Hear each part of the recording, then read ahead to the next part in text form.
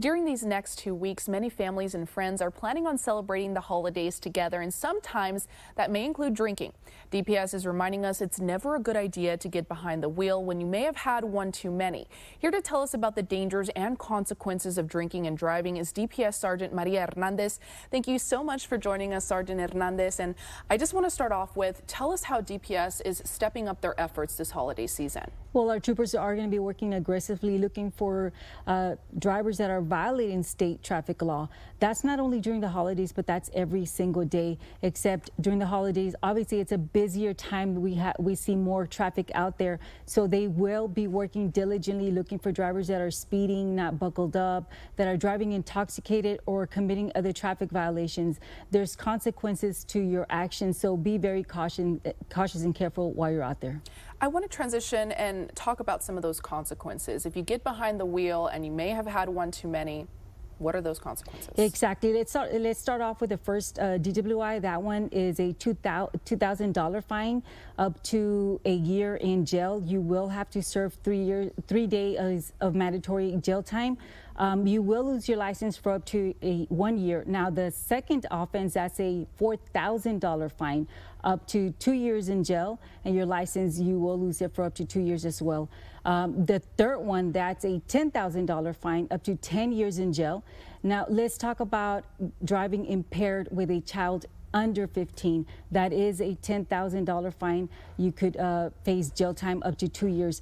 We focus and we think about the basic DWI, but let's talk about the intoxication manslaughter. That one you will face jail time up to 20 years with a $10,000 fine.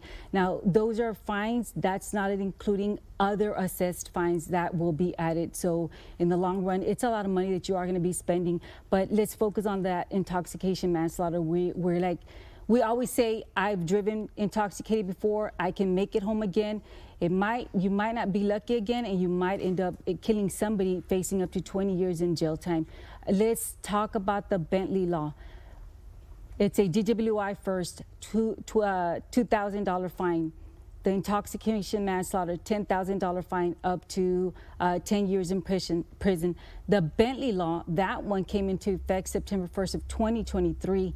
That one states that if you kill the parents of a child who is 18 years of age, you will have to pay civil restitution up until that child is 18 or finishes high school, whichever comes first. And if you're locked up, obviously, because of the intoxication manslaughter, you will still owe that child the restitution.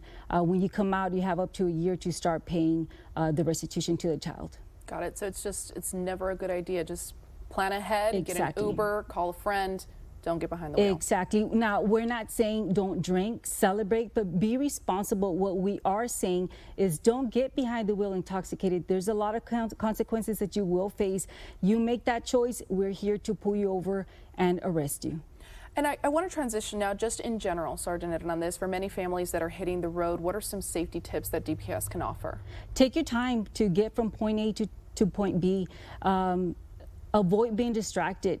Pay attention to the road. Driving is a task that requires your undivided attention. So focus on that driving. Try to avoid distractions inside the vehicle. Pay attention, be alert, be ready to drive. It's your responsibility as a driver.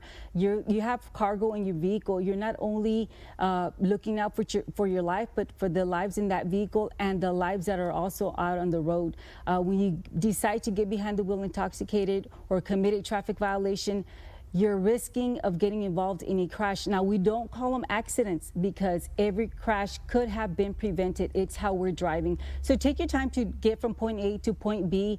Avoid distractions in the vehicle. Pay attention to the road and also to emergency vehicles. It is law that requires you that if it's safe for you to move to another lane, for you to do so. If not, you have to reduce your speed 20 miles under the posted speed limit. We also want to get home to our loved ones. Yes, ma'am. And just to wrap it up, your message to the community this holiday season. Have a safe holiday. Again, we're not saying don't drink, celebrate. You have the choice to drink or not drink, but it's not your choice to get behind the wheel intoxicated. We will be out there working full force diligently to make sure that everybody makes it back home. So on behalf of the Texas Department of Public Safety, we wish everybody a safe and happy holiday. Thank you so much, Sergeant Hernandez, for taking time out of your day to speak with us. Again, just a reminder that across the 4 Valley counties, no refusal is in effect effect until Thursday, January 2nd. That means if you're suspected of drinking and driving and you refuse a breathalyzer, a judge can issue a warrant for your blood.